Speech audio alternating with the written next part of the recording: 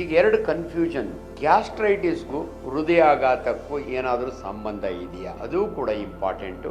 ಈ ಹೃದಯಾಘಾತ ಆದಾಗೆ ಹೆಂಗೆ ಗೊತ್ತಾಗುತ್ತೆ?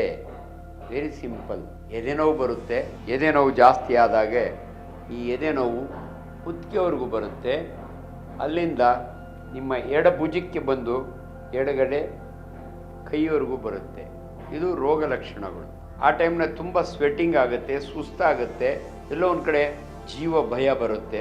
ಇದು ಹೃದಯಾಘಾತದ ಲಕ್ಷಣಗಳು. ಬಟ್ ಅನ್ಫಾರ್ಚುನೇಟ್ಲಿ ಗ್ಯಾಸ್ಟ್ರೈಟಿಸ್ ಇರುತ್ತಲ್ಲ, ಗ್ಯಾಸ್ಟ್ರಿಕ್ ಇರುತ್ತಲ್ಲ, ಇದನ್ನ ಅನೇಕ ಜನರು ಹೃದಯಾಘಾತಕ್ಕೆ ಕನ್ಫ್ಯೂಸ್ ಮಾಡ್ಕೊಂಡ್ಬಿಡ್ತಾರೆ.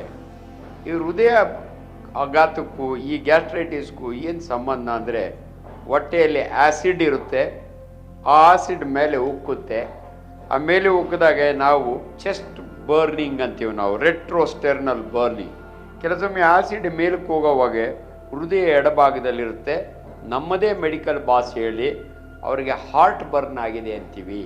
ಹಾರ್ಟ್ ಬರ್ನ್ ಆಗಲ್ಲ, ಹೃದಯ ನಾರ್ಮಲ್ಲೇ ಇರುತ್ತೆ ಹಾರ್ಟು, ಬಟ್ ಆಸಿಡ್ ಮೇಲೆ ಉಕ್ಕೋದ್ರಿಂದ. ಅದರಿಂದ ನಾನು ಜನಗಳಿಗೆ ಒಂದು ವಾರ್ನಿಂಗ್, ನೀವು ಸೆಲ್ಫ್ ಡಯಾಗ್ನೋಸ್ ಮಾಡಿಕೊಂಡು ನನಗೆ ಬರೀ ಗ್ಯಾಸ್ಟ್ರಿಕ್ ಇದೆ ಅಂತ ಹೇಳ್ಬಿಟ್ಟು ಆಂಟಾಸಿಡ್ ಕುಡ್ಕೊಂಡು ಮನೆ ಔಷಧಿ ಮಾಡಿಕೊಂಡು ಅಲ್ಲೇ ಇರಬೇಡಿ.